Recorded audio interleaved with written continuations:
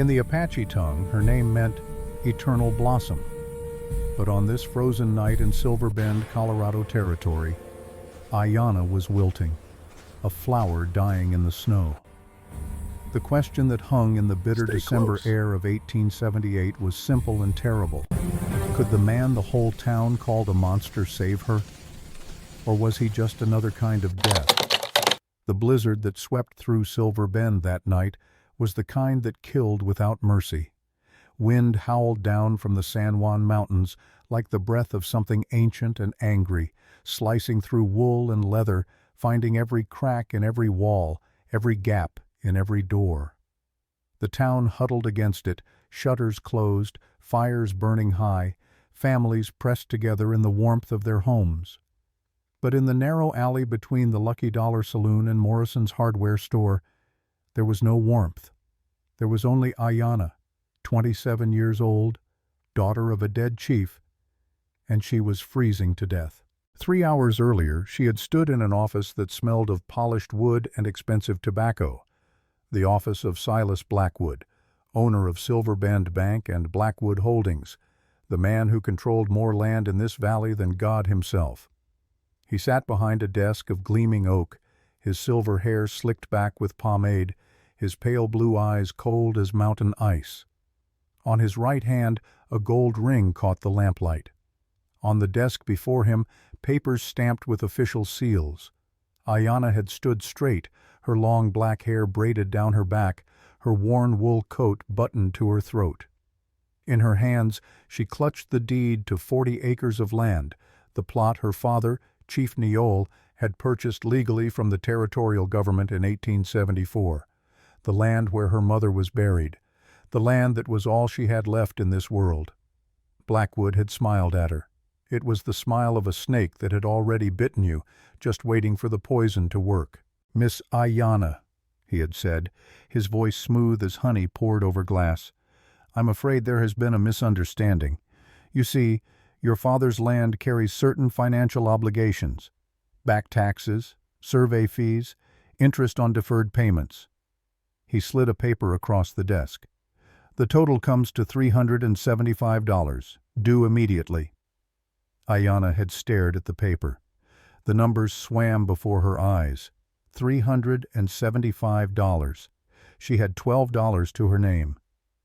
"My father paid his taxes," she had said, her English clear and precise, learned from Father Benedict Talbot in the years when the missionary still believed in teaching Indian children the white man's language. He showed me the receipts. Blackwood's smile never wavered. "Ah, but these are special assessments, my dear, required by territorial law. Quite legitimate, I assure you." He stood, walking to the window that overlooked the snow-covered main street. "I understand this is difficult, but the law is the law. I'm afraid you have 24 hours to vacate the property."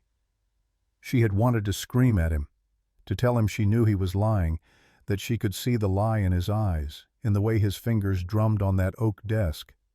But what could she do? She was Apache. He was white. This was his town, his law, his world. "I understand, Mr. Blackwood," she had said quietly, with all the dignity her father had taught her. "And one day you will pay for what you've done." He had laughed at that, actually laughed. "My dear girl, threats from a penniless Indian carry no weight in a court of law. Now, if you'll excuse me, I have business to attend to." She had walked out of that office with her head high, refusing to let him see the tears burning behind her eyes. The sun was setting, painting the snow-dusted peaks in shades of purple and blood orange. It was beautiful and terrible, and Ayanna had thought it might be the last sunset she would ever see. She had tried the boarding house first. Mrs. Gable, who had once traded with Chief Neole for beaver pelts and smoked venison, had refused to meet her eyes. "No rooms available," she had mumbled, her gaze fixed on her ledger book. "Mr. Blackwood owns this building. He doesn't abide vagrants." Vagrant. The word had cut deeper than the wind. She wasn't a vagrant. She was a daughter. She was a woman who knew how to read and write, who could calculate sums, who could skin a deer and tan its hide, who could speak 3 languages and navigate by the stars. But none of that mattered now. The church had been her last hope. Father Talbot had taught her to read from the Bible, had praised her quick mind, had told her she was a bridge between two worlds. But when she knocked on the rectory door, he had answered with sorrow in his eyes and cowardice in his voice. "I'm sorry, Ayanna," he had said, not opening the door wide enough for her to enter. "The parish council, they're very clear. Mr. Blackwood is our largest donor. I can't risk offending him by harboring someone someone who's had legal difficulties." She had nodded. She understood. Fear was a powerful thing. It made good men weak and weak men into tools of evil. With nowhere else to go, she had sought the only shelter available. The alley. It stank of stale beer and refuse, of things rotting in the dark. But it blocked the worst of the wind, and there was a wooden crate she could sit on, wedged between the saloon's back wall and a pile of empty barrels. She had sat down, pulled her knees to her chest, and wrapped her thin coat as tight as it would go. From inside the Lucky Dollar, she could hear the tinny sound of an out-of-tune piano and the raucous laughter of men who were warm, who were drunk, who were alive. They were 10 feet away. They might as well have been on the moon. The snow began to fall in earnest then, big, fat flakes that stuck to everything. They covered her skirts, her shoulders, her hair. She watched them accumulate, mesmerized by their beauty. Her mother had told her once that snow was the mountain spirits trying to cover the world's ugliness with purity. Ayanna hoped that was true. She hoped the mountain spirits would cover her completely, make her pure again, clean again, worthy again. The cold was insidious. It started at her fingers and toes, a tingling numbness that wasn't entirely unpleasant. Then it crept inward, claiming her hands and feet, her arms and legs. Her shivers became violent, shaking her whole body. Then the shaking stopped. That was when she knew she was dying. The cold became a heavy blanket, pulling her down, making her eyelids so heavy she couldn't keep them open. Her last conscious thought was of her mother, singing the old songs by the fire. Songs in Apache that spoke of flowers that bloomed even in winter, of roots that went so deep the frost could never kill them. Eternal blossom, that's what her name meant. But eternal blossoms, she thought with bitter clarity, still died in the snow. Then a shadow fell across her. She tried to open her eyes, but they were caked with ice, her lashes frozen together. The shadow didn't move. It just stood there, a darker darkness in the storm. She felt a moment of pure animal panic. A coyote? A drunk from the saloon? But there was no sound except the muffled howl of the blizzard. Then a hand entered her vision. It was covered in a thick leather glove, scarred and weathered by years of hard use. The hand was large, the fingers calloused, and it simply offered. No words, no explanation, just an offer of help in a world that had offered her nothing but cruelty. Ayanna tried to reach for it, but her arm was a dead weight. She couldn't move, couldn't speak. A low grunt came from the figure, a sound of effort and determination. The world tilted suddenly. She was no longer on the frozen ground. She was being lifted, effortlessly, as if she weighed no more than a child. The shock of movement jolted her semi-consciousness. Her eyes flew open just enough to see her rescuer. He was massive, 6'3" at least, with shoulders that seemed to span the width of the alley. He wore a buffalo hide coat that made him look even larger, and a wide-brimmed hat was pulled low over his face. But she could see the lower half of his face. A thick, tangled beard covered his jaw, and running through it, visible even in the darkness, was a long, puckered scar. It ran from somewhere above his left eye, down across his cheek, all the way to his jawline. The scar tissue was pale against his weather-beaten skin, a testament to old agony. He didn't look at her. His gaze was fixed forward, his jaw set with grim determination. He carried her out of the alley, his boots crunching through the rapidly deepening snow. As they passed the front of the general store, faces appeared in the frosted windows. She saw Mrs. Chen, the Chinese shopkeeper, press her hand to her mouth in surprise. She saw young Tommy Morrison point and tug his father's sleeve, and she heard the whispers, even through the storm. "It's Cord, the hermit from Thunder Ridge. He's got the Indian girl." She recognized him then, or rather, she recognized the legend. Elias Cord, the recluse who lived somewhere up in the high country, who came to town twice a year for supplies and never spoke a word to anyone. The man children dared each other to approach. The monster of Thunder Creek, they called him. Some said he was a half-breed gone mad. Others said he was a deserter from the cavalry, shell-shocked and dangerous. The bravest rumors claimed he had killed his own family in a fit of rage and now lived with their ghosts. And he was carrying her. He didn't stop at the boarding house or the church or the doctor's office. He walked straight to a simple buckboard wagon where a sturdy bay horse stood patient in the snow, its breath steaming in the frigid air. The horse didn't startle at his approach. It knew its master. Cord placed Ayanna on the wagon seat with surprising gentleness, then untied a thick wool blanket from his pack. He wrapped it around her, tucking it tight against the wind. His movements were efficient, practiced, the actions of a man who had done this before. Then he climbed up beside her, took the reins in his gloved hands, and guided the horse out of Silver Bend. They left the town and its whispers behind as the blizzard closed in like a white curtain, erasing everything. The journey was a blur of white. The wind howled like a living thing, full of rage and hunger. The snow was so thick Ayanna couldn't see the horse in front of them. She huddled under the blanket, feeling warmth slowly, painfully, seep back into her body. Her fingers burned, her toes screamed, but she was alive. The man beside her sat like a statue carved from granite. He seemed to navigate by instinct, his shoulders hunched against the storm, his attention fixed on a path only he could see. He never looked at her, never spoke. Ayanna's mind raced with questions and fears.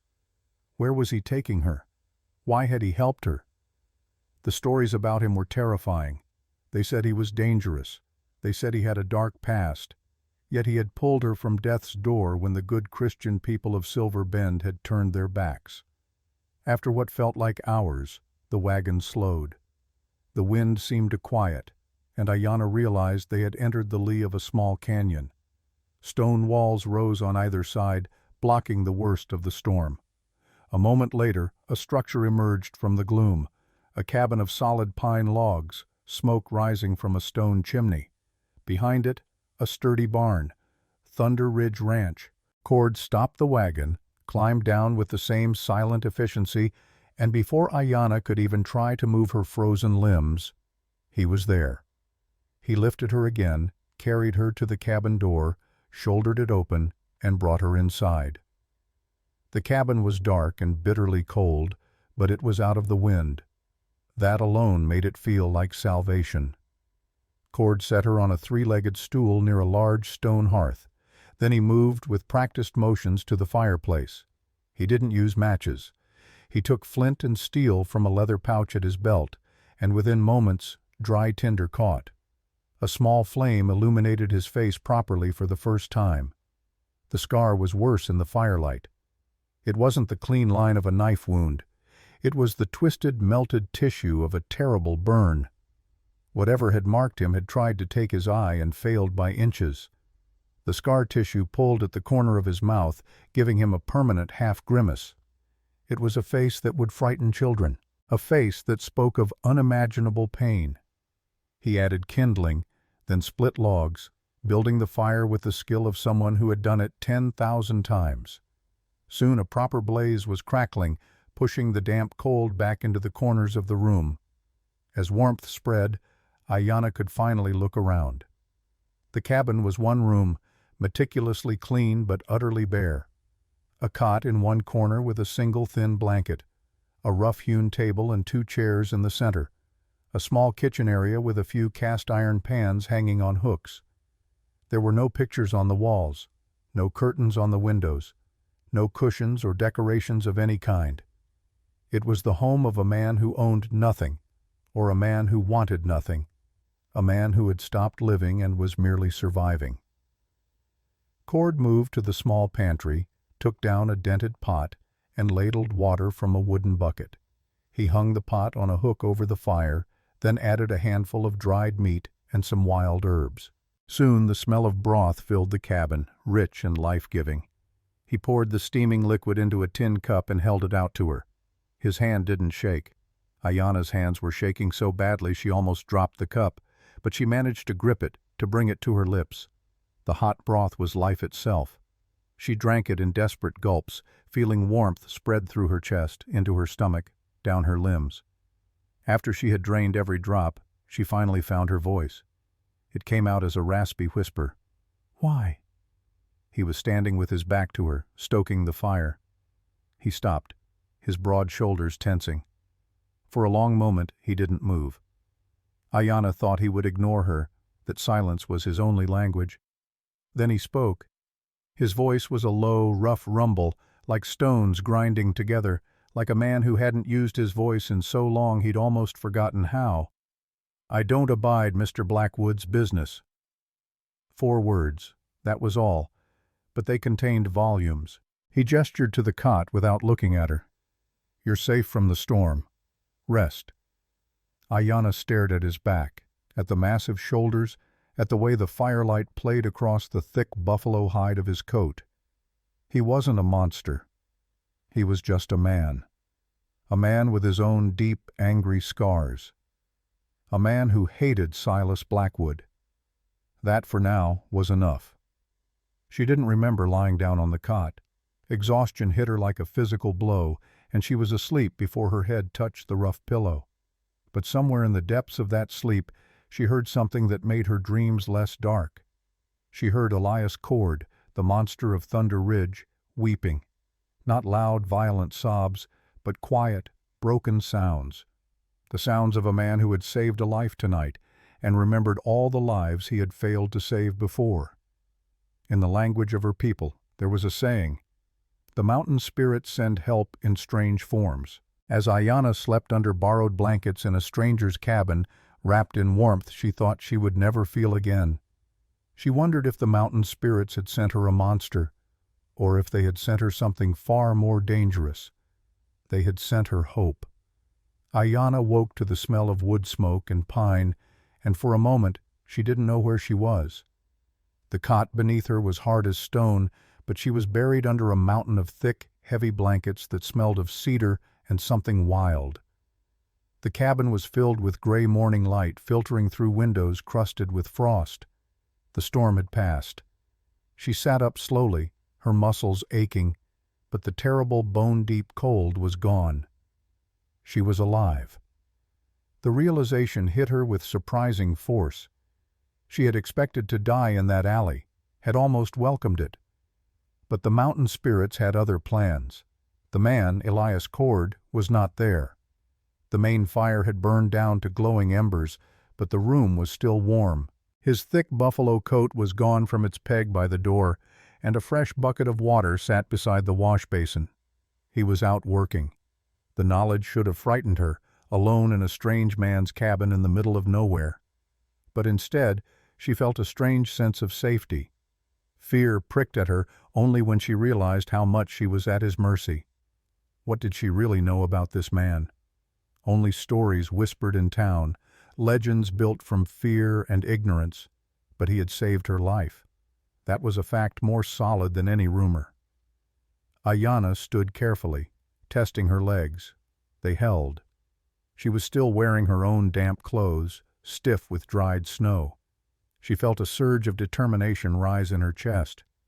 She had been a victim yesterday, frozen and helpless. She would not be a burden today. Her father had taught her that dignity came from usefulness, that a warrior earned their place in the world. She explored the small space with careful steps. It was a home built for absolute solitude. Everything had a purpose. There were no pictures on the walls, no cushions on the chairs, no curtains softening the windows. Just wood and steel and a profound, echoing quiet.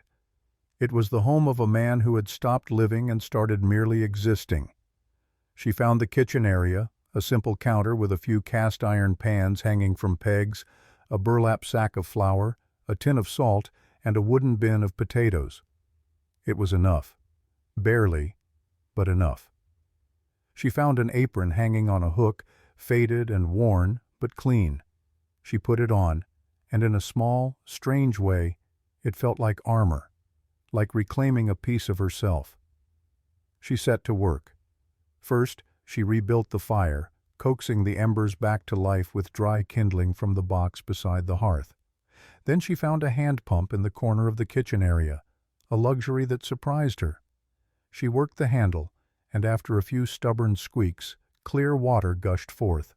She washed her hands and face, the cold water shocking her fully awake. Then she began to bake. She mixed flour with salt and water, her hands remembering the familiar, comforting rhythm her mother had taught her. In the pantry, she found a small tin of lye, and she smiled. The white man called it a cleaning agent, but the Apache knew it could be used to make bread rise without yeast. She added a pinch, kneaded the dough with strong, practiced motions, and soon the cabin was filled with the rich, hopeful smell of baking bread. She scrubbed the table until it gleamed. She swept the floor. She put a pot of potatoes on to boil over the fire. She was bringing order to the silence, life to the emptiness. It felt like victory. The door opened, and Elias Cord entered, his arms laden with fresh-cut firewood. He stopped dead in the doorway. His dark eyes, visible beneath the brim of his hat, took in the scene. The clean table, the bubbling pot, Ayanna standing by the fire with a smudge of flour on her cheek and determination in her stance. He had left a dying vagrant, and he had returned to a home. For a long moment, he said nothing. He just stacked the wood with precise, methodical movements, each log placed exactly where it belonged. Ayanna's heart was hammering against her ribs. She had gambled on his reaction, and now she had to face it. "I have no money to pay you for the shelter," she said, her voice stronger than it had been last night, carrying the clear diction Father Talbot had drilled into her. "But I can work. I can cook and clean. I won't be a burden. Let me earn my keep, at least until the snow melts and I can find passage elsewhere." Elias looked at the loaves of bread she had set to cool on the counter. Golden brown, perfectly shaped, steam still rising from their crusts. He reached out with one gloved hand and touched the surface, his fingers pressing gently as if testing whether it was real. He looked at her then, his gaze intense, measuring, as if he were trying to see into her soul to determine whether she was genuine or some trick of his lonely mind. Then he gave a single sharp nod. Done. That was all. One word. But it was a contract, a bargain sealed. It was an arrangement born not of kindness, but of mutual need, of survival. And as he sat at the table and she served him a bowl of hot potatoes and a thick slice of bread, it felt like the first honest transaction she'd had in months, maybe years. The days at Thunder Ridge Ranch fell into a rhythm, dictated by the sun and the snow. Elias would rise before dawn, his quiet movements in the dark cabin no longer startling Ayanna awake.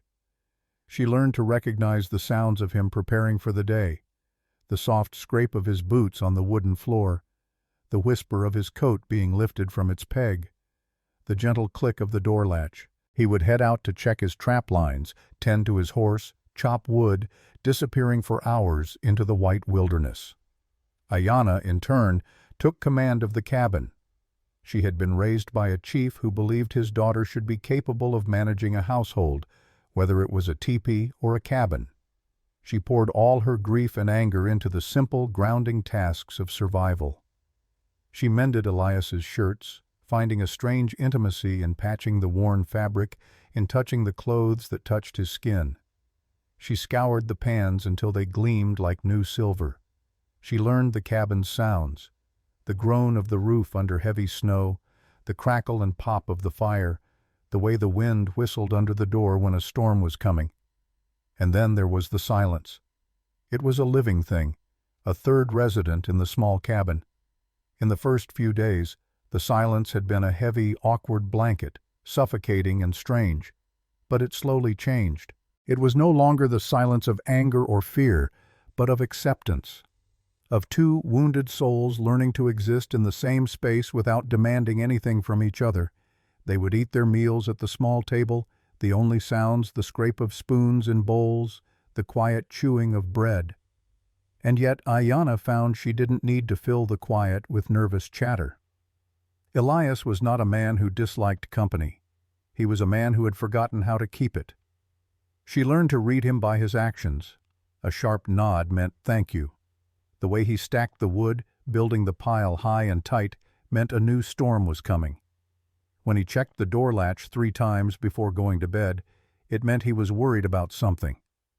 But his past, the story behind that terrible scar that defined his face, remained a mystery locked away behind walls of silence. One afternoon, while sweeping the floorboards near his cot, the broom handle struck something hidden beneath. A hollow thump. Curious, she knelt down and found a loose board. She pried it up carefully, and there, in the darkness below, was a small wooden box. It was scorched black, the lid warped by intense heat, the wood cracked and scarred. She knew instantly that she should not open it. It was his, part of the silence, part of the past he kept locked away in the same darkness where he had hidden this box. But her hand moved on its own, driven by a need to understand. Her fingers trembled as she lifted the warped lid. Inside, resting on a bed of faded velvet that had once been deep red, was a single tiny leather boot. It was the size meant for a child, a toddler taking his first steps. And it was horribly, unmistakably scorched. The leather was blackened and curled, the laces melted into twisted strings. A wave of dizziness hit Ayanna like a physical blow. The scar on his face, the burned box, the single tiny boot. This wasn't the silence of a surly recluse who simply preferred his own company. This was the silence of a man hollowed out by unimaginable grief. He hadn't lost a fight. He hadn't lost his nerve. He had lost a child. He had lost everything. She heard the crunch of his boots in the snow outside, returning early from the trap lines. With a gasp, she quickly and quietly closed the box, sliding it back into the darkness beneath the loose board. She replaced the board, stood up, smoothing her skirt with shaking hands. Her heart was a cold stone in her chest. The door opened, and Elias walked in, carrying a brace of rabbits. He looked at her, then at the cot, his gaze pausing for just a moment on the floorboards. But he didn't say a word. And Ayanna, understanding the depth of his pain now, didn't say one either. Some truths were too terrible to speak aloud. That shared, unspoken knowledge of the box changed something between them. Ayanna no longer saw Elias as a mystery to be solved or a savior to be feared. She saw him as a man in pain, a man who, like her, had been hollowed out by loss. And with that empathy came a fierce determination. She was no longer just surviving in this cabin. She was trying to live, to bring life back into this place of death, and to pull him along with her. She found a crate of old seed packets in the barn, left over from some long-ago spring when someone had hope. With the winter sun growing stronger each day, she filled a small wooden box with soil from the barn floor and planted a tiny garden of herbs in the window. Sage, wild onion, a few precious basil seeds. It was a small, almost foolish act, but the sight of the green shoots pushing through the dark earth felt like a miracle, like resurrection. Elias would stand by the window and look at the herbs, his brow furrowed, his expression unreadable.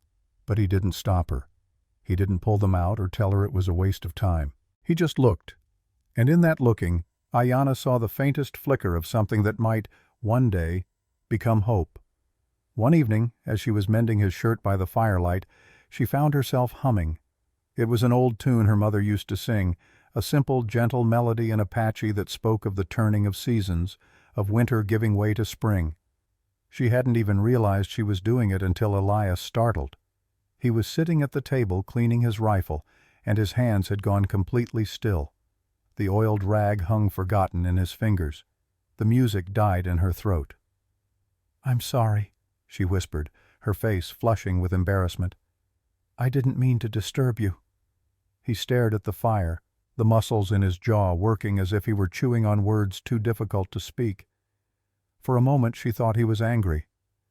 The silence stretched, taut as a bowstring. Then he spoke, his voice even rougher than usual, barely more than a rasp. "Don't." She looked up, confused and hurt. "Don't stop," he clarified, his gaze still fixed on the flames dancing in the hearth. "It's nice." Nice. It was the first personal word he had ever offered her. The first word that wasn't about work or food or practical necessity. Nice. Such a simple word, but from this man, in this moment, it felt like a gift more precious than gold. Ayanna slowly, tentatively, began to hum again. This time she kept it softer, gentler, weaving the melody through the crackling of the fire and the whisper of wind outside. Elias went back to cleaning his rifle, but his movements were slower, almost peaceful. A few days later, the thaw was undeniable. The sun climbed higher in the sky, burning with real warmth. The icicles hanging from the cabin's eaves began to drip, creating a steady rhythm of water drops hitting the snow below. Thunder Creek, which ran through the property and gave the ranch its name, was running high and loud, the sound of it filling the valley like a promise. Elias returned from his trap lines late in the afternoon. He didn't come straight inside as he usually did. He stood on the porch for a long moment, looking out over the land, at the mountains turning from white to gray as the snow retreated. Then he entered. He walked to the table where Ayanna was kneading dough for the next day's bread, her hands working the mixture with practiced rhythm. He stopped beside the table. Then he placed his fist on the scarred wooden surface and slowly opened it. In his palm lay a single, perfect flower. It was tiny, no bigger than a silver dollar, with delicate white petals touched with the faintest pink. A spring beauty, the first bloom to push through the melting snow in these mountains. The stem was still cold and damp from the ground. Ayanna stared at it, her hands covered in flour, frozen in mid-need. She looked up at him, her eyes wide with surprise and something deeper, something that made her chest tight and her breath catch. Elias looked back at her, the scar on his face stark in the afternoon light, but his eyes, his dark eyes, were full of a language she was only just beginning to understand. He gave a single, sharp nod. Then he turned and went to tend the fire. Ayanna picked up the tiny flower with flour-dusted fingers, held it to her heart, and felt tears stream down her face. Not tears of sorrow, but of something she had thought she would never feel again. The tears of a frozen heart beginning to thaw. The frost that had held both of them captive for so long, in different ways, was finally, truly, beginning to break. In the Apache way, the giving of the first spring flower was not a gesture of romance, though it could become that.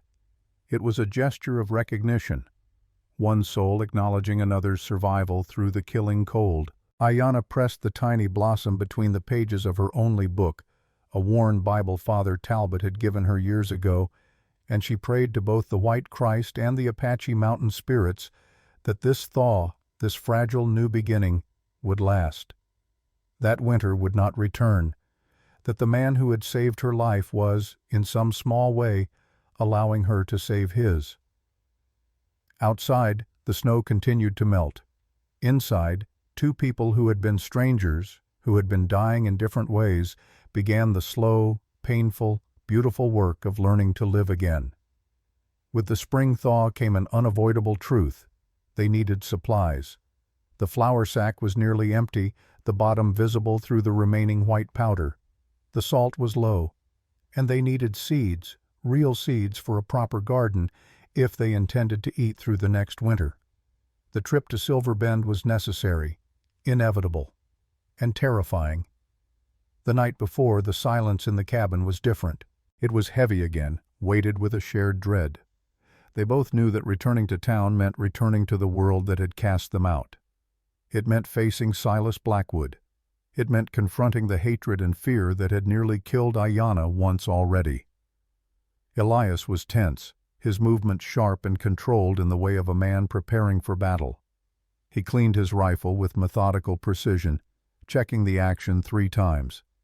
Then he strapped a pistol to his hip, a Colt revolver that looked ancient but well maintained. The leather holster was worn smooth from years of use. Ayanna felt her own fear, a cold sickness in her stomach that had nothing to do with hunger. But as she packed a small basket with the last of their bread, she felt something else too, a cold, hard anger. She was not the same woman who had frozen in that alley 2 months ago. She had survived. She had worked. She had made a place for herself. She would not hide. When they rode the buckboard wagon into town the next morning, it was as if the world had stopped. The main street was muddy with snowmelt, but people were out enjoying the first truly warm day of spring, and every single one of them stopped to stare. They stared at Elias Cord, the town monster, sitting tall on the wagon seat with his scarred face visible in the bright sunlight. And they stared at Ayanna, the Indian woman who had disappeared with him, now sitting beside him looking healthy and strong, her long black hair tied back with a piece of leather cord, her spine straight as an arrow. Whispers followed them like a cloud of black flies.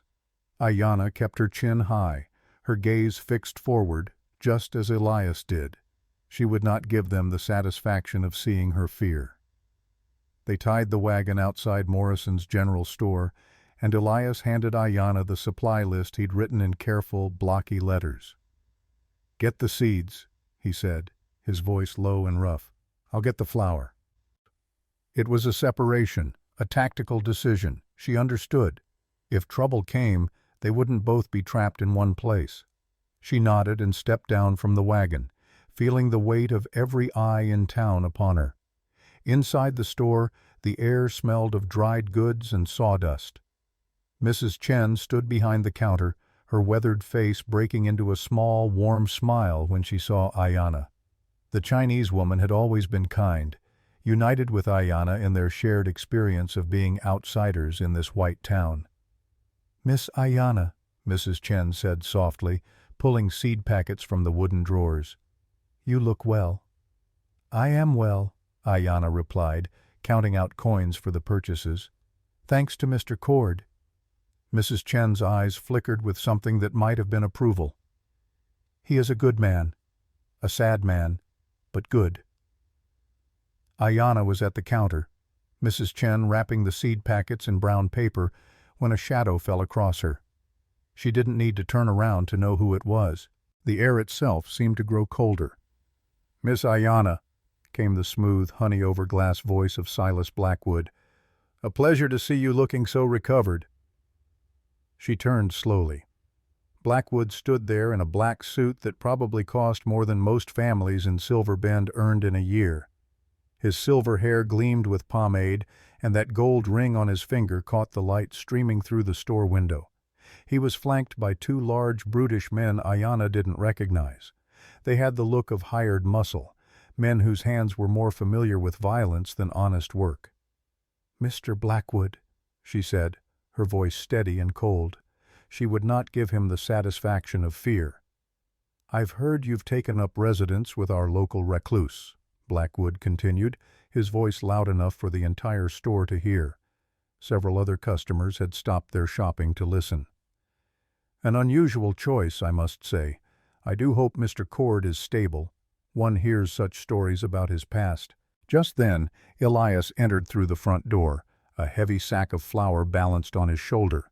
He saw Blackwood immediately, and his entire body went rigid. The easy strength with which he'd been carrying the flour transformed into something harder, more dangerous. He dropped the sack on the counter with a thud that shook the floorboards and rattled the jars on the shelves. Blackwood's smile widened, showing teeth that were too white, too perfect. "Ah, Mr. Cord, I see you've taken in strays.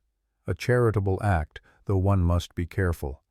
Vagrancy is a crime in this territory, you know." He paused, letting the threat hang in the air. Then he turned his cold blue eyes back to Ayanna. "And you, miss, that ranch is built on debt. I hold the note. Don't get too comfortable out there in the wilderness. The bank has a long memory and even longer reach." Elias said nothing, but his hand, resting on the counter, was clenched so tight his knuckles had gone white. The tendons in his forearms stood out like steel cables.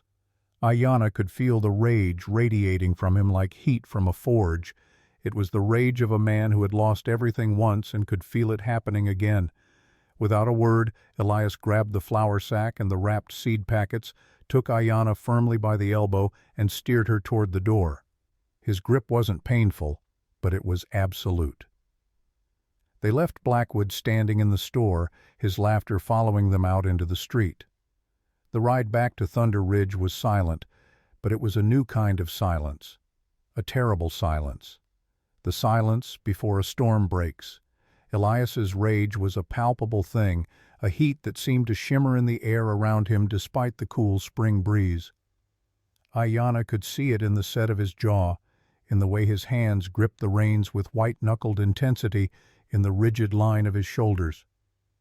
As soon as they arrived at the ranch, he didn't unhitch the horse. He just leaped from the wagon, grabbed his axe from the woodpile, and began to chop.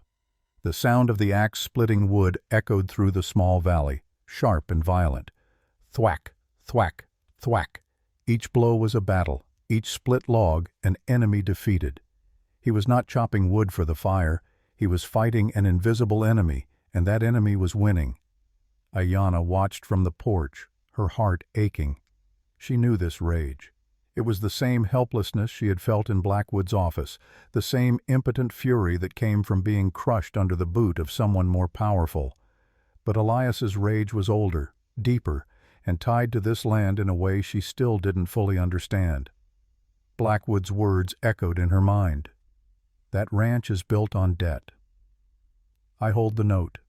It wasn't just a threat about the future, it was a revelation about the past. Blackwood didn't just want this land. He had some deeper claim to it, some history with Elias that went beyond simple business rivalry. She couldn't stand it anymore. The silence, the violence of the axe, the unanswered questions. She had to know. She went back into the cabin, her hands shaking not with fear but with determination. She knelt by Elias's cot and pulled out the small, scorched box. She held it in her hands for a moment, feeling the rough, burned wood beneath her fingers. Then she walked back out onto the porch. Elias was raising the axe for another swing when she spoke, her voice cutting through the sound of his labored breathing. "Tell me." He froze, the axe held high over his head. The muscles in his back and shoulders were visible through his shirt, taut with exertion and emotion. "Tell me," she repeated, her voice stronger now. "He threatened your ranch. This isn't about my father's debt, is it? It's about this." She held up the small scorched box, opening it to reveal the tiny burned boot inside. Elias stared at it. The axe slipped from his hands and fell to the ground with a dull thud. He sank down onto the woodpile, his head dropping into his hands, his broad shoulders beginning to shake. The monster of Bitter Creek, the hermit of Thunder Ridge, the man who terrified children and made grown men cross the street, was weeping. Not the quiet tears she'd heard that first night, but deep, wrenching sobs that seemed to tear themselves from his chest. After a long time, after the sobs had subsided into ragged breathing, he finally spoke. His voice was broken, raw, each word scraped from his throat like gravel. "Her name was Anna," he whispered. "My wife. And Thomas.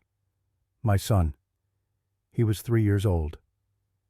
The story came out in pieces, fragments of horror that Ayanna had to assemble like a shattered pot.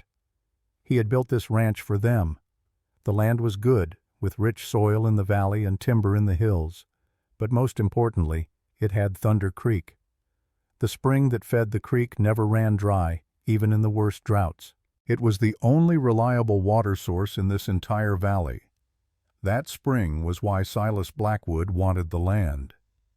"He tried to buy me out," Elias said, his voice thick with rage and grief.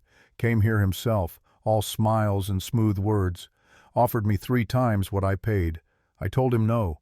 I told him this was my family's home, that we were building a life here." A week later, Blackwood's men came. They said it was a warning, just to scare him into selling. They set fire to the barn, intending for it to burn quickly and be put out, a demonstration of power. But the wind shifted. It was early autumn, and everything was dry as bone. The flames spread faster than anyone could have imagined. "The house caught," Elias said, his hand instinctively going to the scar on his face.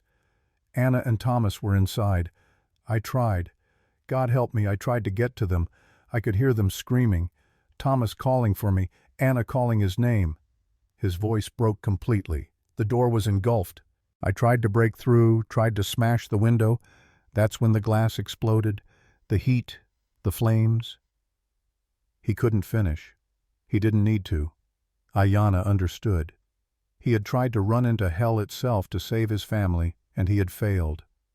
The fire had taken them and left him alive to bear the scars, both visible and invisible. Blackwood called it a tragic accident. Elias continued after a long silence. "An unfortunate mishap. The territorial marshal investigated, but there was no proof. Garrett and Pike swore they were nowhere near the ranch that night. Blackwood offered his condolences, even sent flowers to the funeral." He laughed, a bitter, broken sound. "And then, a month later, the bank, his bank, graciously extended my mortgage, gave me time to recover from my loss. How generous." Ayanna sank to her knees in front of him, the small boot falling from her hand into the snow. She wasn't just a guest in his home. She was a witness to his deepest wound. And she finally understood. Blackwood didn't just want to take Elias's land. He wanted to finish the job he'd started 7 years ago.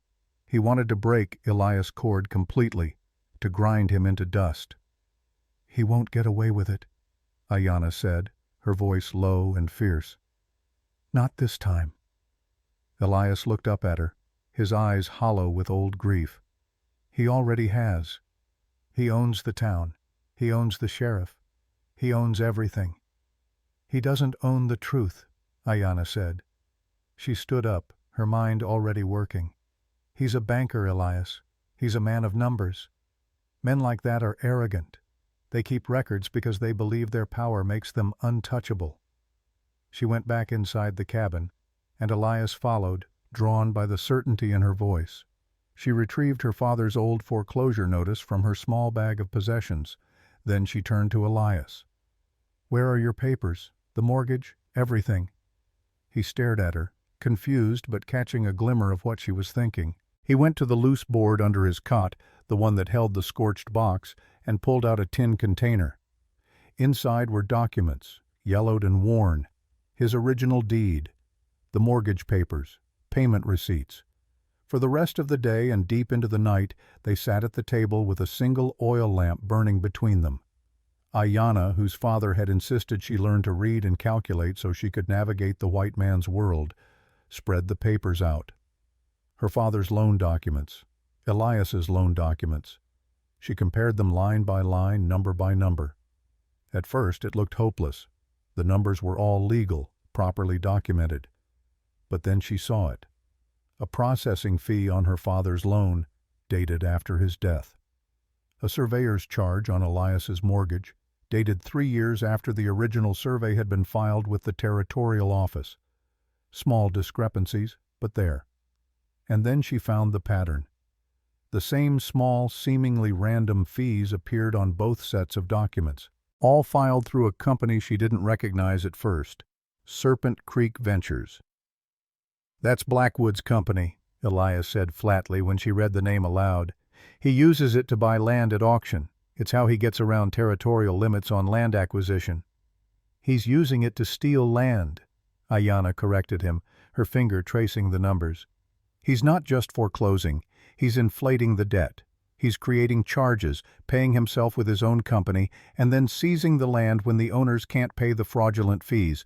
It's a perfect system, self-contained, invisible." As the words left her mouth, a shadow fell across the doorway. They both looked up, their blood running cold.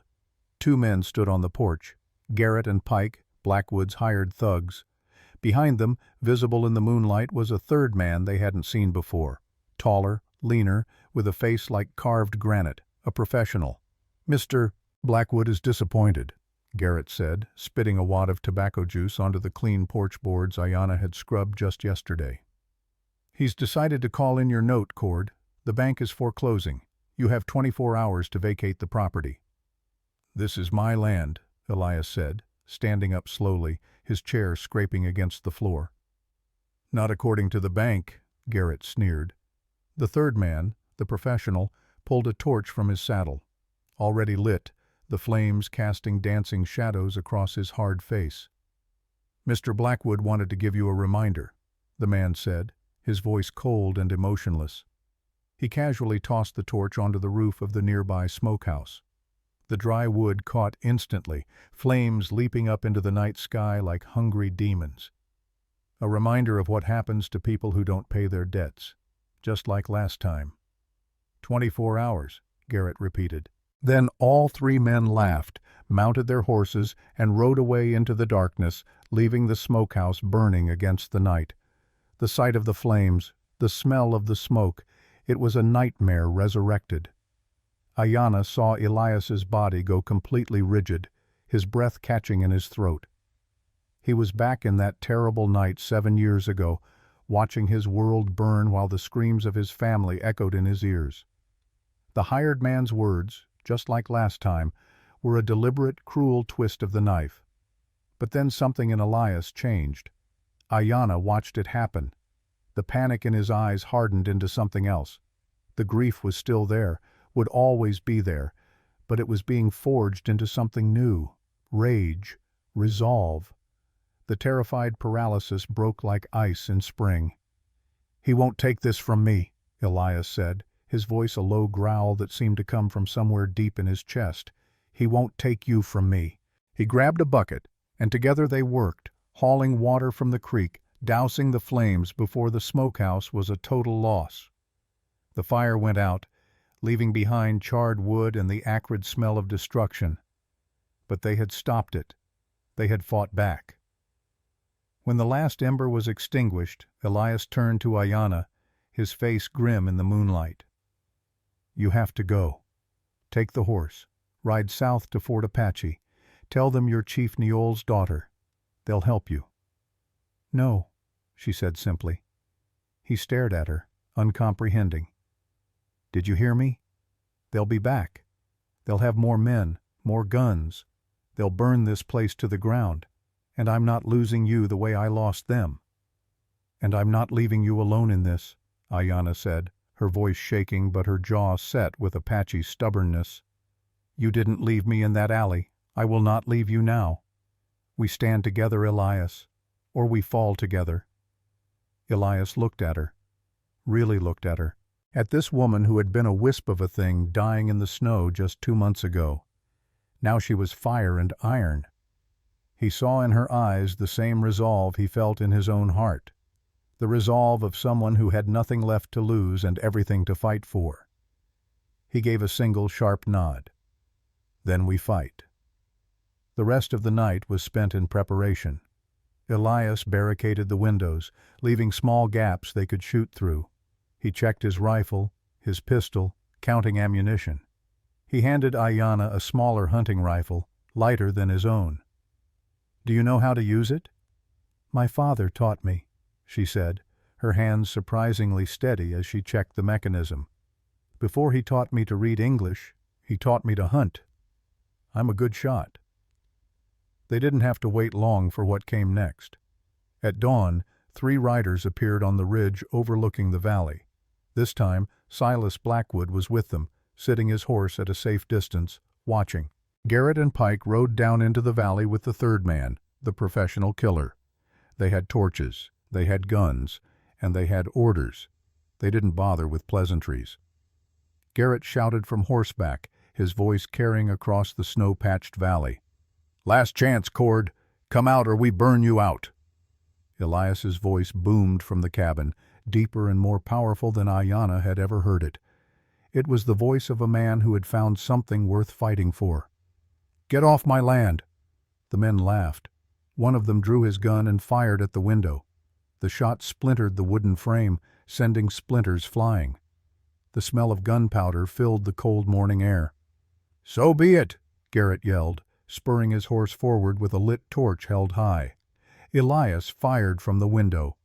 The shot was perfect, a testament to years of hunting in these mountains. The torch flew from Garrett's hand, spinning through the air, landing harmlessly in the snow where it hissed and died. Garrett's horse reared, and he had to fight to control it. The second man, Pike, charged from another angle, firing wildly at the cabin. Elias fired back, and Pike cried out, clutching his shoulder as red bloomed across his shirt. His gun fell into the mud. But the first man, Garrett, had recovered. He dismounted, using his horse for cover, and took careful aim at Elias's window. He was waiting for Elias to show himself again, patient and deadly. "I can't see him," Elias growled from his position. "He's got me pinned." "I can," Ayanna said quietly from the other side of the cabin. She had a different angle, could see Garrett crouched behind his horse, his gun trained on Elias's window. She rested the rifle on the windowsill, just as her father had taught her. Breathed deeply, clearing her mind. In her father's language he had told her, "A warrior does not shoot with their hand, daughter. They shoot with their heart, with their purpose." She fired. The crack of the rifle was sharp in the cold air. Garrett screamed, his gun clattering to the ground as he grabbed his arm. Blood seeped between his fingers. The professional killer, seeing both his companions wounded, made a tactical decision. He spurred his horse and retreated toward the ridge where Blackwood waited. Up on the ridge, Silas Blackwood's face was twisted with rage and disbelief. His perfect plan, executed so many times before, had failed. These two people, an Indian woman and a hermit, had fought back. And won. "You'll hang for this," Blackwood's voice cracked as he screamed across the valley.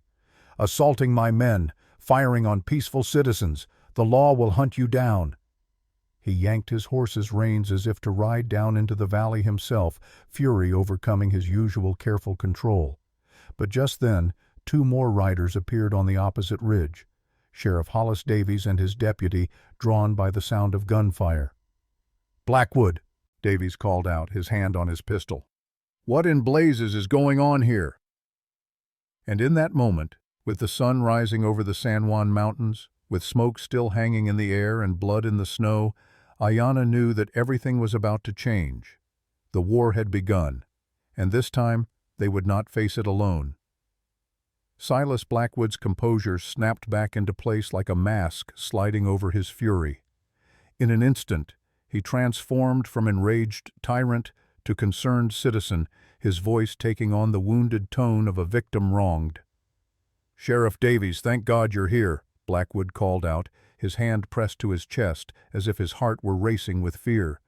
"This madman and this woman have gone insane. They attacked my men who were here simply to serve a legal foreclosure notice. Look at them. Pike is bleeding. Garrett can barely stand. These are attempted murderers." Sheriff Hollis Davies was 62 years old, and he had seen more liars in his 3 decades wearing a badge than most men saw in a lifetime. He guided his horse down into the valley slowly, his weathered face revealing nothing. His deputy, young Morrison, followed close behind, his hand hovering near his own weapon. "Cord! Miss Ayanna!" Davies called out, his voice carrying the authority of the law, but also a note of weariness. "Come on out. Slowly. Hands where I can see them." The cabin door opened, and Elias emerged first, his rifle lowered but still in his hands. Ayanna followed, the smaller rifle held carefully at her side. They stood on the porch, and even from a distance, Davies could see they were ready to fight again if necessary. But they were not the aggressors here. He had learned to read situations, and this one told a story Blackwood didn't want him to see. Davies looked at Garrett and Pike, both wounded, clutching their injuries. Then he looked at the cabin, at the bullet hole in the window frame, at the charred remains of the smokehouse, still smoking slightly in the morning air. His eyes, sharp despite his age, missed nothing. "Elias," Davies said, keeping his voice level, "you want to tell me what happened here?" "He sent these men to burn us out," Elias said, his voice rough but steady. "Just like he did 7 years ago, just like he did to Sarah and Thomas." Blackwood laughed, a sharp, derisive sound. Wild accusations from a man clearly unbalanced by grief. "Sheriff, I have legal documents. This property is in foreclosure. I sent men to serve notice. They were met with violence." Davies dismounted, his boots squelching in the mud and melting snow. "Elias, that true? You in foreclosure?" "It's fraud," Ayanna spoke up, her voice clear and strong. "Mr. Blackwood has been systematically stealing land through false charges. We have proof." Blackwood's eyes narrowed dangerously. "The delusions of a desperate woman. Sheriff, I must insist you arrest these two immediately." But Davies held up a hand. "Hold on now. Miss, you said you have proof. What kind of proof?" Ayanna looked at Elias, who nodded. She turned and went back into the cabin, emerging a moment later with the stack of documents they had examined the night before. She walked down from the porch and handed them to Davies. "These are loan documents," she explained as Davies began to read. "Mine and Mr. Cord's. Look at the fees. Processing charges from a company called Serpent Creek Ventures. Surveyor fees dated years after the original surveys. These charges are fraudulent, Sheriff, and if you check, I believe you'll find Serpent Creek Ventures is owned by Mr. Blackwood himself." Davies read slowly, his brow furrowing deeper with each line. He was not a stupid man, merely one who had been outmaneuvered by someone with more money and power. But the pattern Ayanna had found was clear once you knew to look for it. His jaw tightened. "Silas," Davies said, looking up from the papers, "is Serpent Creek Ventures your company?"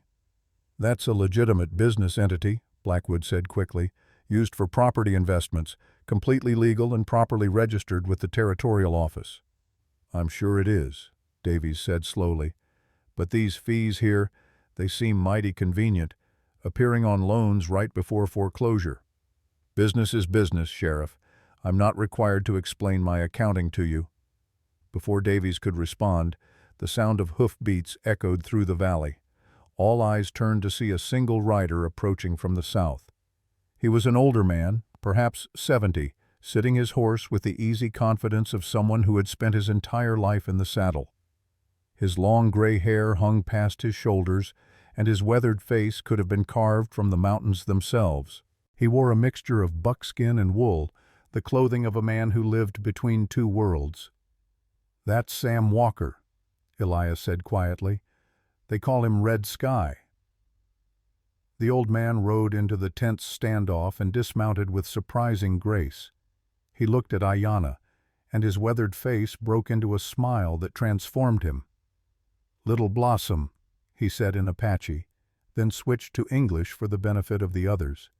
"You've grown into a warrior, just like your father said you would." "Sam!" Ayanna's face lit up with genuine joy. She had not seen this old friend of her father's in 2 years, not since Chief Neol's funeral. "What are you doing here?" "Mrs. Chen sent word to Fort Apache. She said Chief Neol's daughter needed help." He reached into his saddlebag and pulled out a leather document case, worn but well cared for. "And I brought something your father wanted you to have." Sam Walker turned to face Sheriff Davies, ignoring Blackwood completely. "Sheriff, I am Samuel Walker, registered witness for the Bureau of Indian Affairs. I carry documents proving the legal ownership of the 40 acres claimed by Chief Neol in 1874, purchased legally from the territorial government under the Homestead Act." He opened the case and withdrew papers with official seals, the kind that couldn't be forged or dismissed. "These lands were granted to Chief Neol in perpetuity, with full legal protection under federal law. Any attempt to seize them without federal approval is a violation of territorial and federal statutes." Blackwood's face had gone pale, but he rallied. "That Indian is dead. The land reverted to territorial control." "No," Sam said calmly. "It passed to his sole heir, his daughter Ayanna, under the terms of his will, properly filed and witnessed." He handed another document to Davies. "I have the will here, filed with the Territorial Court in 1876, 2 years before Chief Neol's death. He was a careful man, Sheriff. He knew men like Blackwood would come for his land."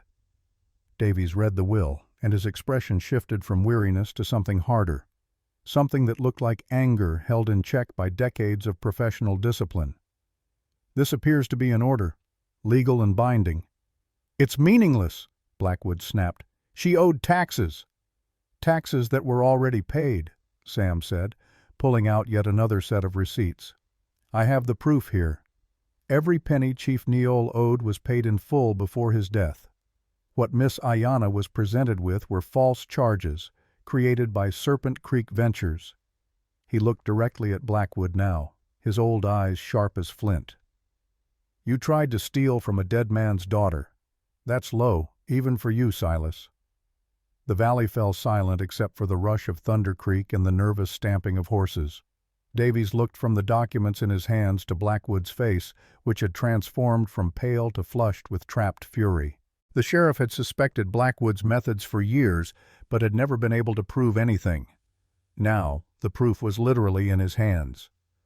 "Sheriff," Blackwood said, trying to regain control, "these documents could be forgeries. I demand a full investigation before any action is taken." "We'll investigate," Davies agreed. "But here's what I know right now. You sent 3 armed men to this property before dawn. That smokehouse didn't burn itself. Your man Garrett there was carrying a torch. And these folks, they were defending their home. That's legal under territorial law." "They shot my men." "After your men fired first," Davies said flatly. "I can see the bullet hole in that window frame from here, Silas. And it's pointing inward." Blackwood opened his mouth, then closed it. He was beaten, at least for now, and he knew it. But the look he gave Elias and Ayanna promised that this was far from over. "You'll hear from my lawyers, Sheriff, and from the territorial governor. I will not be slandered by a hermit and a squaw." "You watch your mouth," Elias said, taking a step forward. The barely controlled violence in his movement made even Blackwood step back. "Enough," Davies said, his hand on his pistol now. "Blackwood, take your men and get off this property. Garrett, Pike, you need a doctor. You can ride back to town with us. But you're not doing anything else here today." Blackwood mounted his horse, his movements stiff with fury. "This isn't over, Davies. Not by a long shot." He looked at Elias and Ayanna one more time, and his smile was cold as a grave. "Accidents happen in these mountains. Fires, avalanches, people disappear. You remember that." He rode off, his wounded men following as best they could. The professional killer had already vanished, presumably deciding this particular job wasn't worth the complications. After they were gone, Davies let out a long breath. "Elias, Miss Ayanna, Sam, I think we need to have a longer conversation, but not out here in the cold." He looked at the cabin, then at his deputy. "Morrison, you ride back to town. Tell Doc Henderson we might have more patients coming, and tell Father Talbot I need to see the church records of property transfers for the last 10 years. Morrison nodded and rode off. Davies turned back to the 3 people standing before him. "Sam, you got more information about these false charges?" "I have records from 15 families," Sam said. "All Apache or mixed blood, all who lost their land to Blackwood in the last decade. Chief Neol kept track, Sheriff. He knew what was happening. He just couldn't prove it before he died." Inside the cabin, they spread the documents on Elias's table. Sam had brought a ledger that Chief Neol had maintained, written in careful English with notes in Apache. It detailed every family who had come to him for help, every story of sudden fees and forced foreclosures. Alongside each entry, Neol had written the name, Serpent Creek Ventures. Davies read through it all, his face growing grimmer with each page. "This is enough to bring charges, federal charges, since it involves tribal lands and federal homestead grants." "Will they stick?" Elias asked. "Blackwood has friends in high places." "He does," Davies admitted, "but he doesn't have friends everywhere. And attempted arson, assault, fraud, these are serious crimes. The territorial marshal will have to investigate." He looked at Ayanna with new respect. "You figured this out?" "My father taught me to read numbers as well as words," she said simply. "He said the white man's world ran on paper, and if you understood the paper, you could fight them with their own rules." Smart man, Davies said. He stood up, gathering the documents carefully. I'm taking these into evidence. I'll need formal statements from both of you. And Sam, I'll need you to testify about those tribal land grants. I will, Sam said. But Sheriff, you need to understand something. Blackwood won't let this go. He's built an empire on stolen land.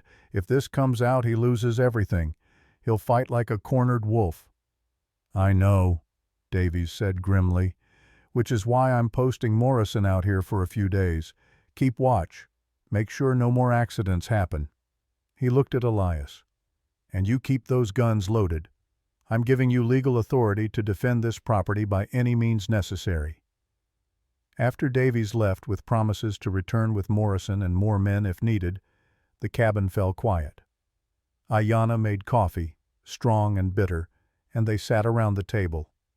Sam looked at her with grandfatherly affection. Your father would be proud, he said softly. You honored his memory by fighting. I had help, Ayanna said, looking at Elias. Mr. Cord saved my life. Elias, he corrected quietly. Just Elias. Sam looked between them, seeing something that perhaps they themselves hadn't fully acknowledged yet. Your father told me once, Little Blossom, that the strongest trees grow where two rivers meet. Different waters, but they make the soil rich. He stood up, his old bones creaking.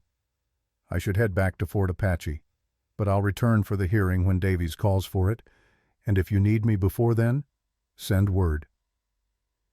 After Sam left, Elias and Ayanna sat in silence for a long time. The adrenaline of the morning was fading, leaving exhaustion in its wake. But there was something else, too. A strange, fragile sense of hope. We have a chance now, Ayanna said quietly. A real chance. Elias looked at her, this woman who had come into his life as a frozen stranger and had become something he couldn't quite name but couldn't imagine living without. If we survive long enough to use it, we will, she said with Apache certainty. We stand together. That's what makes us strong. Outside, Thunder Creek rushed on, carrying snowmelt down from the mountains. The sun climbed higher, warming the earth. Spring was coming in earnest now, bringing life back to the land, and with it, bringing the final confrontation that would determine whether that life could flourish or whether Silas Blackwood's shadow would swallow them all. The town meeting was scheduled for Sunday, 5 days away. 5 days for Silas Blackwood to prepare his defense, to rally his allies, to secure his empire. But those same 5 days gave Elias and Ayanna something they had never had before. Time to gather their own forces. Time to wake a sleeping town that had allowed evil to flourish in comfortable silence. Sheriff Davies had been true to his word. Deputy Morrison arrived the next morning and set up camp in the barn, his presence a thin shield against whatever Blackwood might try next. But Davies knew, and Elias knew, and even young Morrison knew, that a badge and a rifle would only go so far against a man with Blackwood's resources and ruthlessness. The real battle would be won or lost in the hearts of ordinary people. People who had looked the other way while their neighbors lost everything. People who had traded their courage for the convenience of pretending not to see. On the second day, Elias rode out before dawn. He took the path that led to the lower valley, where the farming families lived in clusters of small homesteads. Ayanna had wanted to come with him, but he'd asked her to stay, to be safe behind Morrison's protection. She had agreed reluctantly, understanding that some of these families might speak more freely to Elias alone, a man who had lost what they had lost. His first stop was the O'Brien place. Sean O'Brien was 45 years old, an immigrant from Ireland who had brought his family to Colorado Territory with dreams of land and freedom. Those dreams had died 3 years ago when Blackwood foreclosed on 40 acres of prime farmland. Now O'Brien worked as a hired hand on the very land he had once owned, his 3 children growing up watching their father break his back for wages instead of building his own legacy. Elias found him mending a fence, his weathered hands working wire with practiced efficiency. O'Brien looked up as Elias approached, and something flickered in his eyes. recognition, and fear. "Cord," O'Brien said, his Irish accent still thick despite years in America. "What brings you down from the high country?" "The truth," Elias said simply. He dismounted and walked to the fence. "About Blackwood. About what he did to your land." O'Brien's hands stilled. "That's done and buried, Cord. No point digging up old graves." "There is if the same man is digging new ones." Elias pulled out copies of the documents Ayanna had assembled, the proof of the pattern of fraud. "He used the same trick on you that he used on me. False fees from Serpent Creek Ventures. He's been doing it for years." O'Brien took the papers with shaking hands. As he read, his face transformed.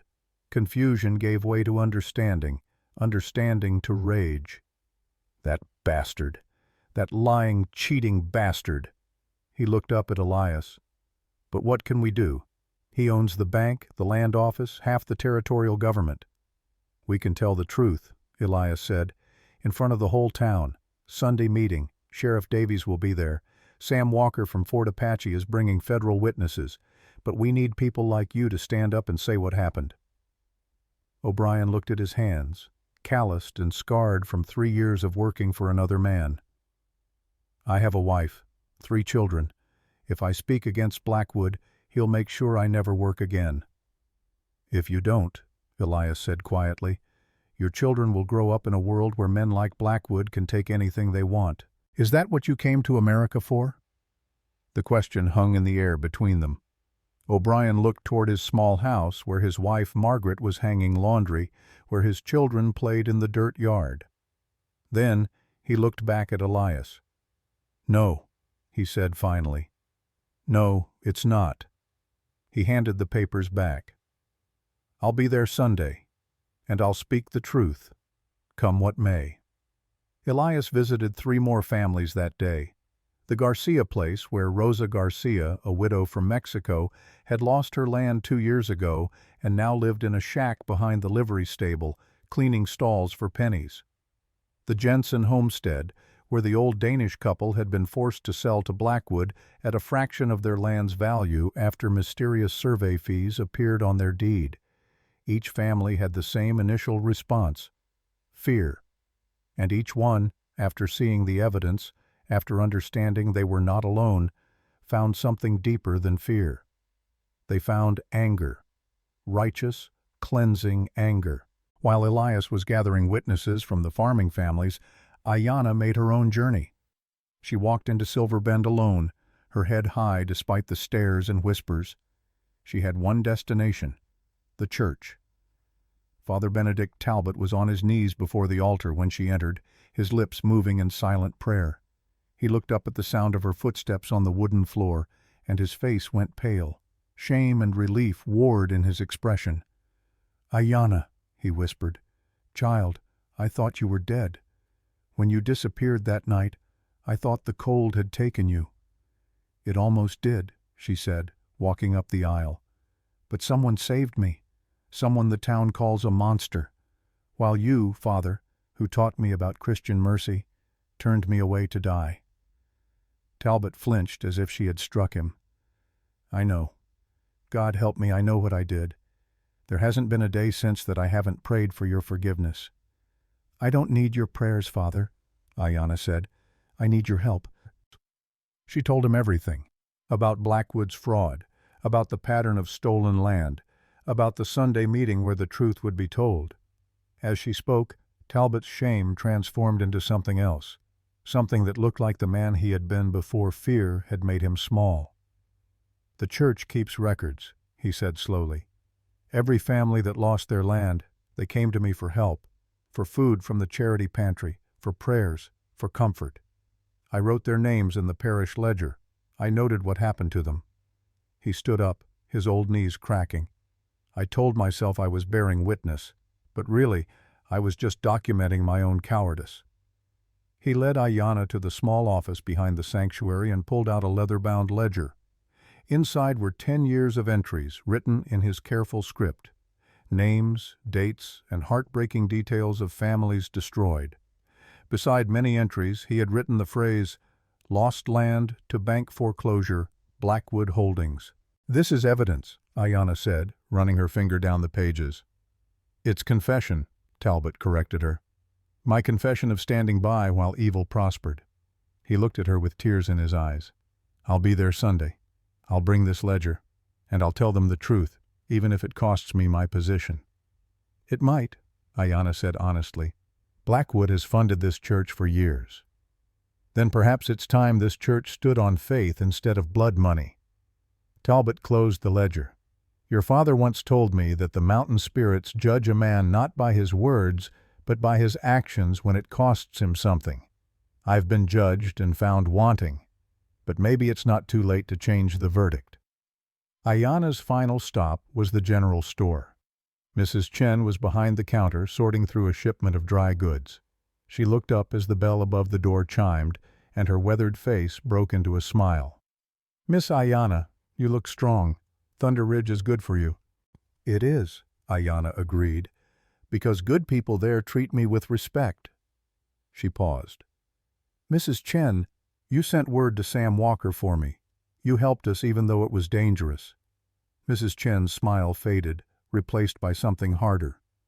My husband died 5 years ago. Worked himself to death trying to pay off debt to Blackwood's bank. Debt that appeared from nowhere after we bought this store.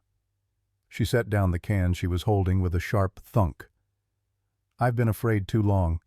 What do you need? I need you to tell your story. Sunday, at the town meeting. Mrs. Chen was quiet for a long moment, her fingers tracing patterns on the counter. In China, they have a saying, the nail that stands up gets hammered down. I came to America because I was told it was different here, that standing up was the right thing. She looked at Ayanna. I'll be there, and I'll speak. While Ayanna was in town, something else was happening that she didn't know about, something that would change everything. In his office above the Silver Bend Bank, Silas Blackwood sat behind his gleaming oak desk, and for the first time in his carefully controlled life, he felt the walls closing in. The documents were out. Witnesses were gathering. Even his bought and paid-for judge, Hendricks, was making nervous noises about federal jurisdiction and the territorial marshal's involvement. Blackwood was not a man who accepted defeat. He had built his empire through ruthlessness and meticulous planning, and he was not about to let a hermit and an Indian girl destroy it. If the law was turning against him, then he would use tools the law couldn't touch. He sent for his most reliable man, not Garrett or Pike, who had proven themselves incompetent, not even the professional killer who had wisely disappeared after the failed assault on Thunder Ridge. No, he sent for someone far more dangerous, someone who understood that some problems needed to be eliminated permanently. The man who arrived at his office after nightfall had no name that Blackwood knew. He was simply called the Cleaner, a man who had made bodies disappear across 3 territories. He was thin and nondescript, the kind of man you would forget 5 minutes after seeing him, which was exactly why he was so effective. I have a problem, Blackwood said. 2 problems, actually. A man named Elias Cord and a woman called Ayanna. They need to disappear before Sunday. The Cleaner listened without expression as Blackwood explained the situation. When the banker finished, the Cleaner quoted his price. It was exorbitant. Blackwood paid it without hesitation. Make it look like an accident, Blackwood said. A fire, an avalanche, a fall. I don't care. But it needs to happen in the next 2 days. The Cleaner nodded once and left through the back stairs. Blackwood poured himself 3 fingers of expensive whiskey and smiled into the darkness. By Sunday, there would be no witnesses, no accusers, just a tragic accident in the mountains. The territory was a dangerous place after all. People died all the time. But what Blackwood didn't know, what he couldn't know, was that the Cleaner was not as invisible as he thought. Mrs. Chen, closing up her store late that evening, saw the unfamiliar man slip through the alley behind the bank. She saw the way he moved, with the controlled grace of a predator. She saw the glint of lamplight on metal, a knife or a gun, tucked into his belt. She didn't know who he was or what his business with Blackwood might be. but she knew danger when she saw it. And as soon as the man was out of sight, she locked her store, saddled her old mare, and rode through the darkness toward Thunder Ridge. She arrived near midnight, her horse lathered and breathing hard. Deputy Morrison heard her coming and had his rifle ready, but he lowered it when he recognized her in the moonlight. "Mrs. Chen? What's wrong? Where are they? Cord and Miss Ayanna?" Elias and Ayanna emerged from the cabin, both of them dressed despite the late hour.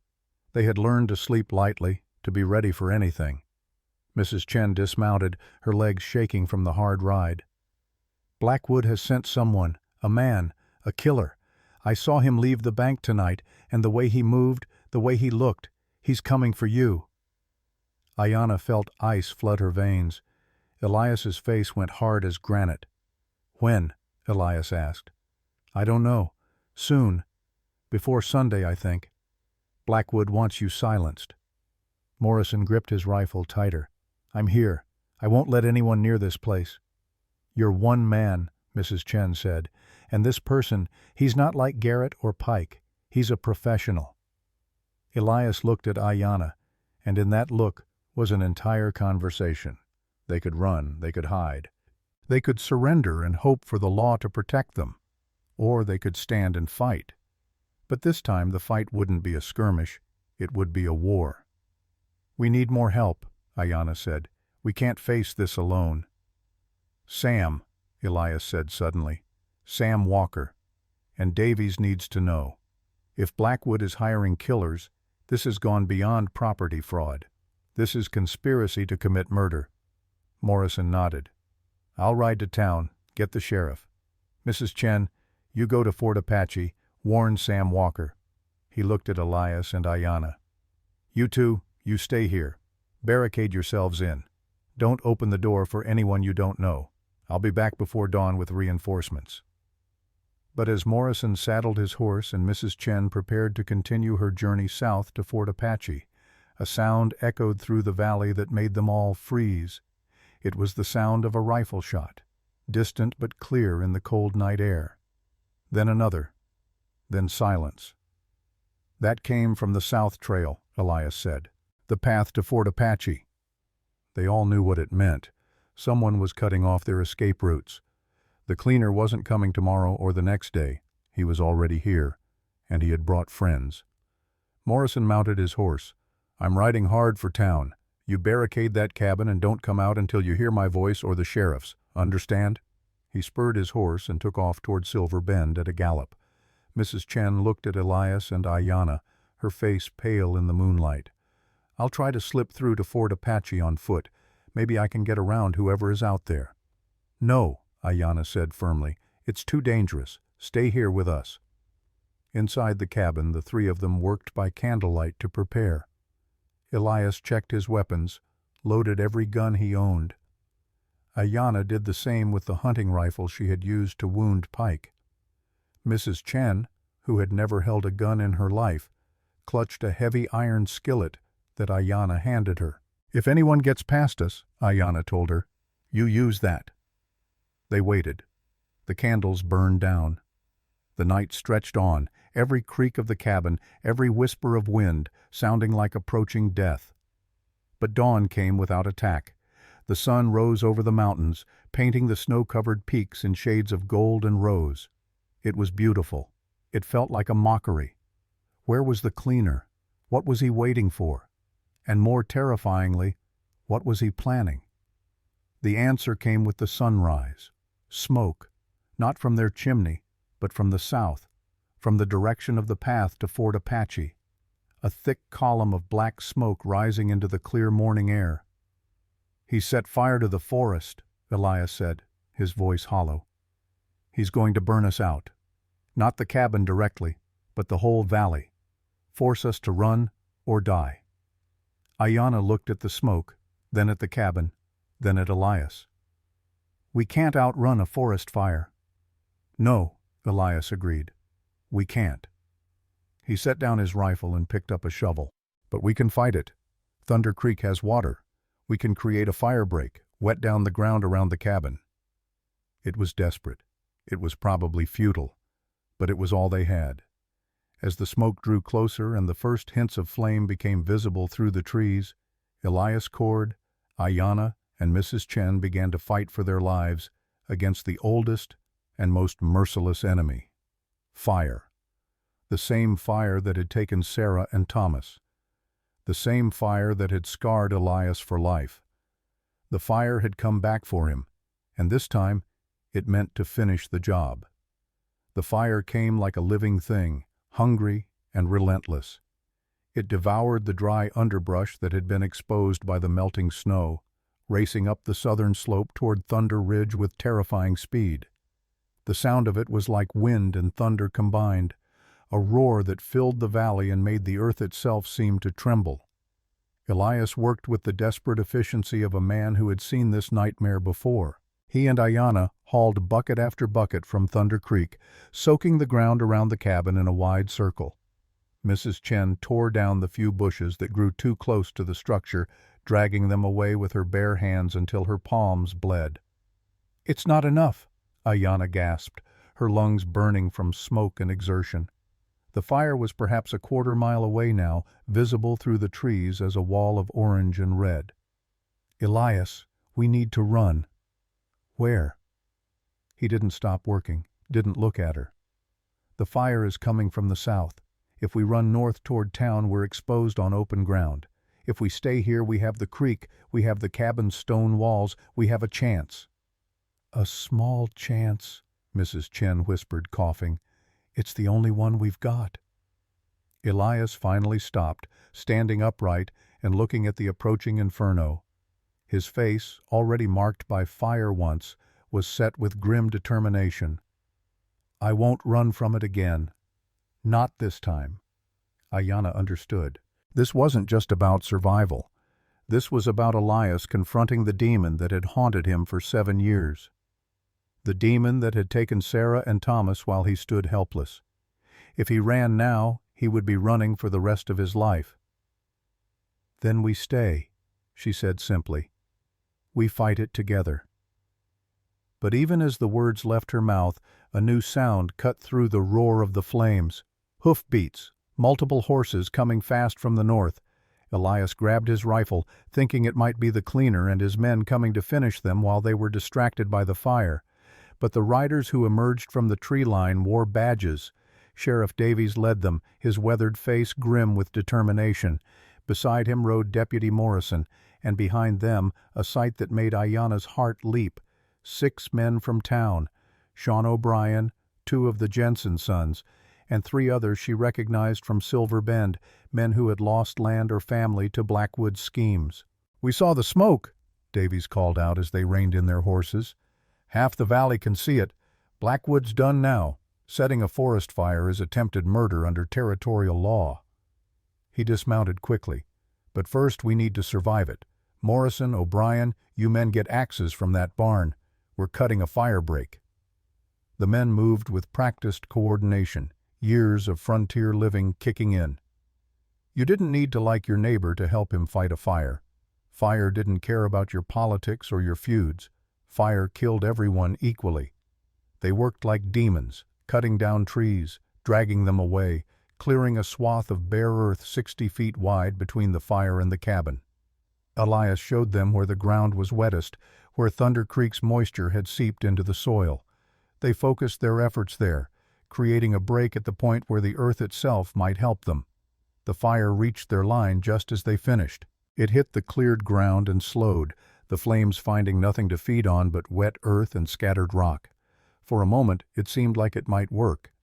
The fire began to curve around their firebreak, following the path of least resistance toward the western ridge. But fire is cunning. A burning branch, carried by the updraft, sailed over their heads and landed on the barn's roof. Within seconds, the old dry shingles were ablaze. "The barn!" Morrison shouted. "Let it go," Elias said, his voice hard. "It's too late. We saved the cabin." They formed a bucket line from the creek to the cabin, water flying from hand to hand with desperate speed. The heat was incredible now, like standing in front of a blacksmith's forge. Ayanna's face felt scorched, her lungs raw with every breath. But she didn't stop. None of them stopped. The barn collapsed in a shower of sparks and burning timber. Some of those sparks landed on the cabin's roof, but the constant dousing with water kept them from catching. The main wall of fire reached the firebreak, and finding no fuel, began to die. The battle lasted perhaps an hour, but it felt like days. When the flames finally retreated, leaving only smoldering stumps and charred earth, every person standing in that valley was black with soot and trembling with exhaustion. Sheriff Davies looked at the destruction, then at Elias. "Where is he? The man who set this?" "I never saw him," Elias admitted, "but I heard shots last night from the South Trail. He's out there somewhere." "Then we find him," Davies said grimly. He turned to O'Brien and the Jensen boys. "You three, search the southern ridge. You see anyone who doesn't belong, you bring them to me, alive if possible." He looked at his deputy. "Morrison, ride back to town. Bring more men. And bring a federal marshal if you can find one. This has gone beyond territorial law." As Morrison rode off, Sam Walker appeared from the eastern trail, his horse lathered with hard riding. Behind him rode 4 Apache men, young warriors from Fort Apache, armed with rifles and grim expressions. "We saw the smoke," Sam said without preamble.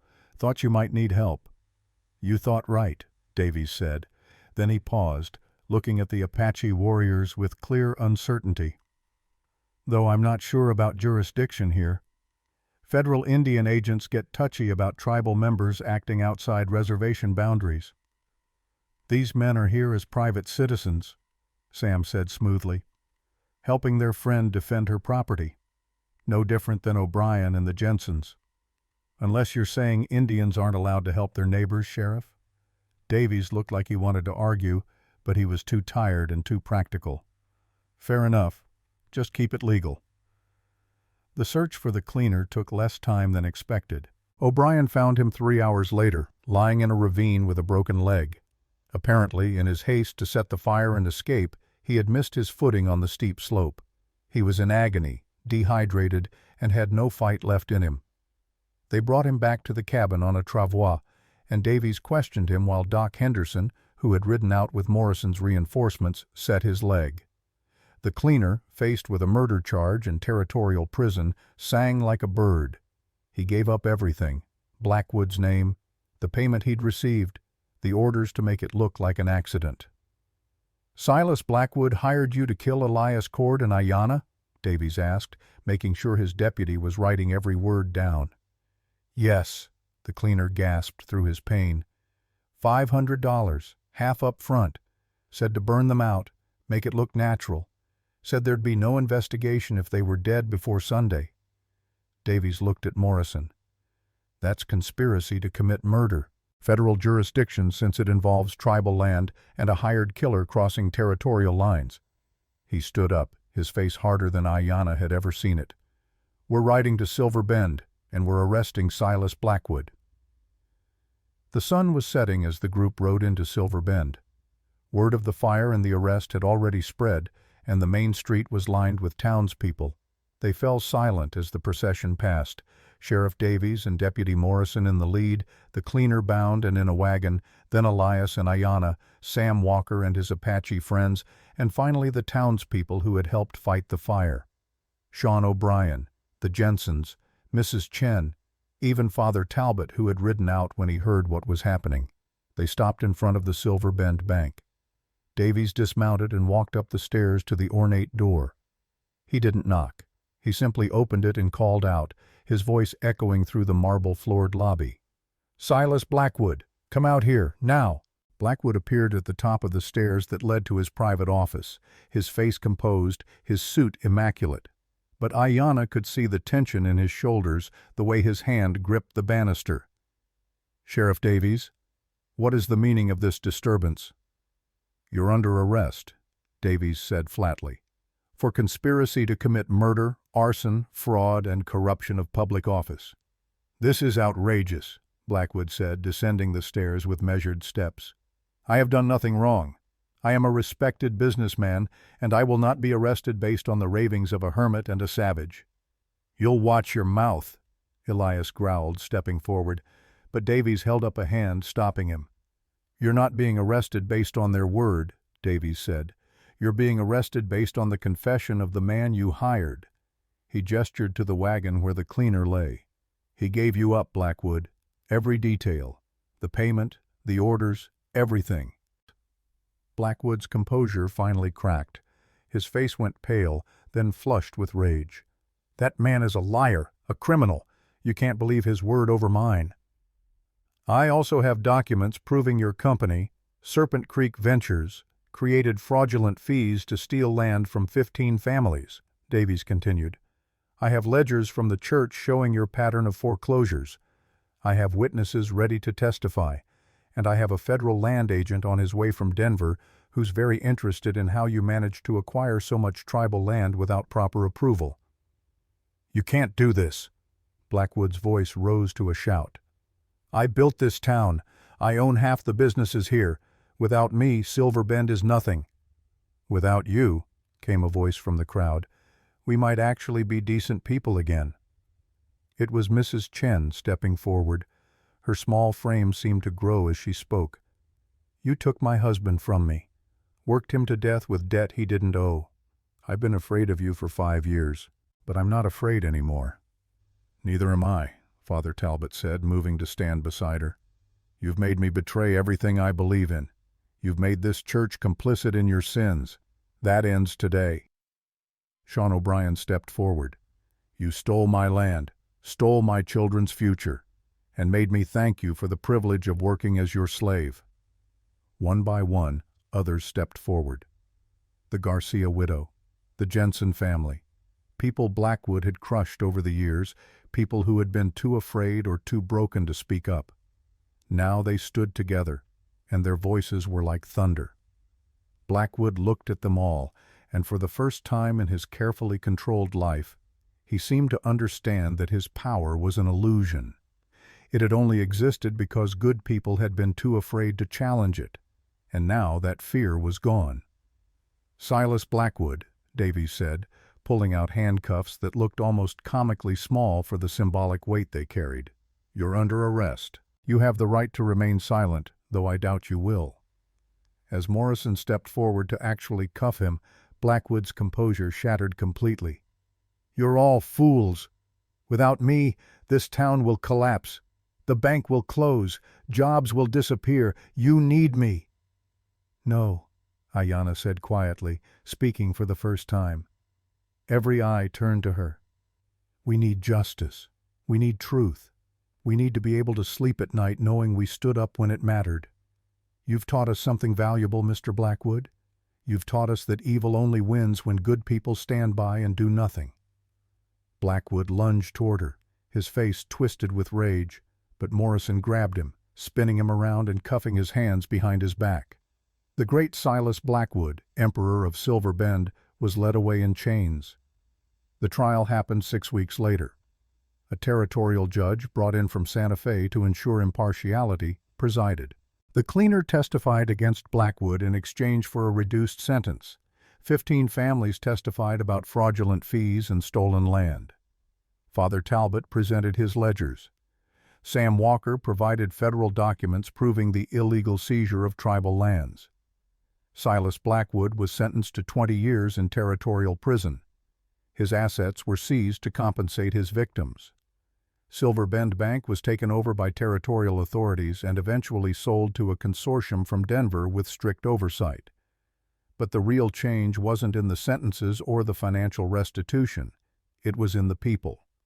Silver Bend learned that speaking up had consequences, but so did staying silent. The town became a place where neighbors actually helped each other again, where fear no longer governed every decision.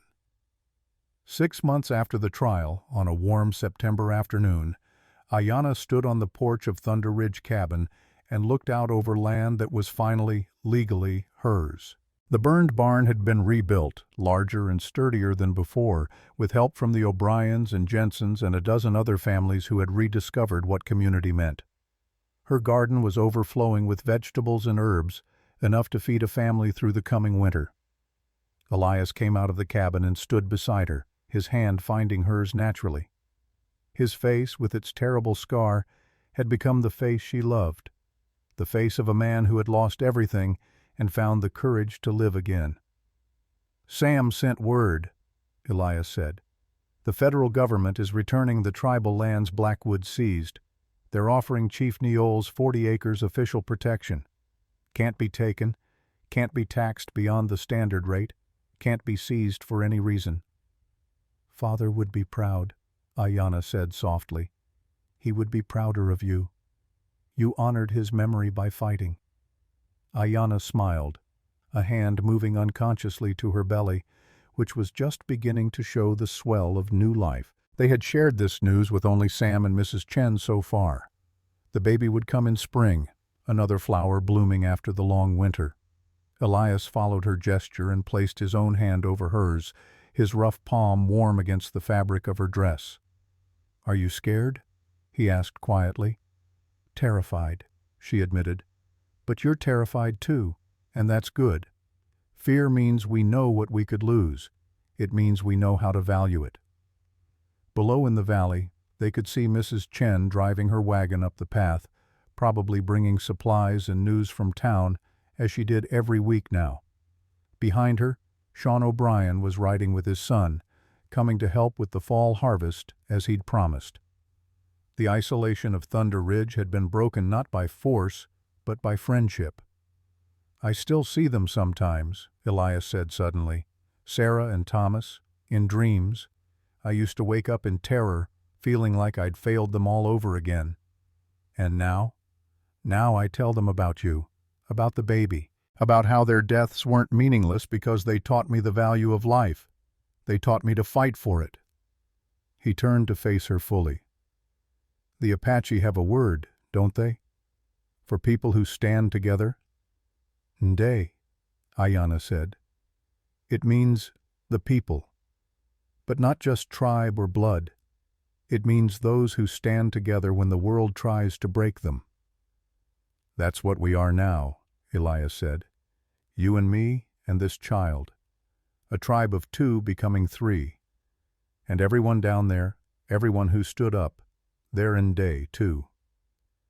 As the sun set over the San Juan Mountains, painting the sky in shades of gold and crimson and deep purple, Ayanna thought of her mother's words from so long ago. The eternal blossom survives winter not by bending, but by having roots too deep to freeze. Her roots were here now, in this soil watered by Thunder Creek, in this man who had saved her life and whom she had saved in turn, in this child growing within her who would be born into a world where justice had prevailed. Not perfect justice, not complete justice, but enough to prove that it was possible, enough to give hope. In the language of her people there was a blessing for new life. "May you grow strong in the shelter of the mountain. May you run swift in the shadow of the eagle. May you never know the cold that has no ending." As Elias held her close and Mrs. Chen's wagon rattled up the path and the first stars appeared in the darkening sky, Ayanna whispered that blessing. For her child, for Thunder Ridge, for all the people who had found the courage to stand together when standing alone would have meant death. The winter would come again. It always did. But they had proven something important, that even the worst winter eventually ends. That roots deep enough could not be torn out. That 2 broken souls, different as mountain and valley, as snow and flower, could heal each other and create something new, something eternal, something that would bloom even in winter. The mountain man and the Apache woman had found more than survival. They had found redemption. They had found justice. And in finding each other, they had found home. Thunder Creek sang its endless song, carrying snowmelt down from the high peaks. The cabin glowed with lamplight. And somewhere in the darkness, the mountain spirits watched over their children, satisfied that this time the story had ended as it should. Not with easy happiness, but with hard-won peace, with love earned through fire, with hope planted deep enough to weather any storm. And that, in the end, was enough.